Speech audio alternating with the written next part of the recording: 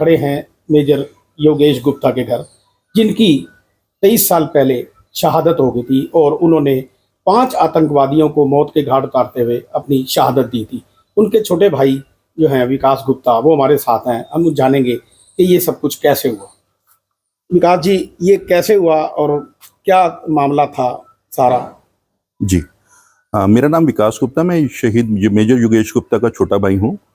ये 2002 की बात है। मेजर योगेश गुप्ता को एक इन्फॉर्मेशन मिली कि रंजाती सूरनकोट में जगह है कि वहाँ पर आतंकवादी छुपे हुए हैं। तो मेजर योगेश गुप्ता अपनी सैन्य टुकड़ी के साथ वहाँ पहुँचे। तो पहुँचने के बाद उनका आमना सामना हुआ तो मेजर योगेश गुप्ता ने 2 टेररिस्ट को वहाँ पे मार गिराया। बट इसी मुठभेड़ के दौरान उनके पेट में गोली लग गई। बट उन्होंने गोली लगने के बावजूद जो बहते हुए खून की परवाह नहीं की और आगे बढ़ते रहे और 2 टेररिस्ट को उन्होंने और मार गिराया। तो टोटल उन्होंने इस इनकाउंटर के अंदर 4 टेररिस्ट को मार गिराया। तो ये बताइए कि सरकार की तरफ से क्या उनको अशोक चक्र, वीर चक्र से नवाजा गया?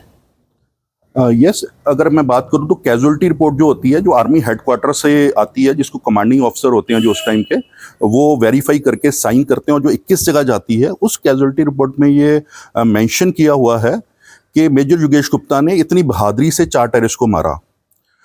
और उसके बाद जो हम उनके साथ जो आर्मी ऑफिसर्स कंपनी कर रहे थे उनके पार्थिव शरीर को, उन्होंने भी हमें बताया कि कमांडिंग ऑफिसर ने उनकी बहादुरी को देखते हुए उनके लिए जो सर्वोच्च वीरता चक्र होता है, जिसको अशोक चक्र बोलते हैं, वो रिकमेंड किया है।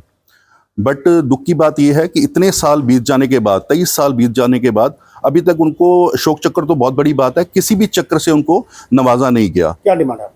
डिमांड ये है कि अगर सरकार को या फौज के उच्च अधिकारियों को 4 टेररिस्ट को मार गिराना, वो भी पेट में गोली लगने के बावजूद, बहते खून की परवाह ना करना, उसके बाद भी अगर उनको नहीं लगता कि ये बहादुरी है, तो फिर बहादुरी की डेफिनेशन क्या है, परिभाषा क्या है, वो जानना मैं जरूर चाहूँगा। अदरवाइज हमारी डिमांड है कि उनके लिए इस बहादुरी को देखते हुए उनको अशोक चक्र से सम्मानित किया जाए, ताकि जो उनके हमेशा उनके नाम के आगे ये लिखा रहे कि उन्होंने अशोक चक्र विजेता हैं वो, और उन्होंने देश के लिए अपनी बड़ी बहादुरी से जान दी है। जी देखिए, यहाँ इस परिवार की सिर्फ एक ही मांग है सरकार से कि उनको अशोक चक्र से नवाजा गया है, क्योंकि उन्होंने इतनी बहादुरी से जो है 5 टेररिस्टों को मार गिराया था और सेना ने भी जो है इसकी पुष्टि की थी। लेकिन बावजूद इसके ये परिवार अभी तक इस में ही घूम रहा है कि किसी तरह भी उनको ये सम्मान मिले। अम्बाला से पंजाब केसरी के लिए राजकुमार शर्मा।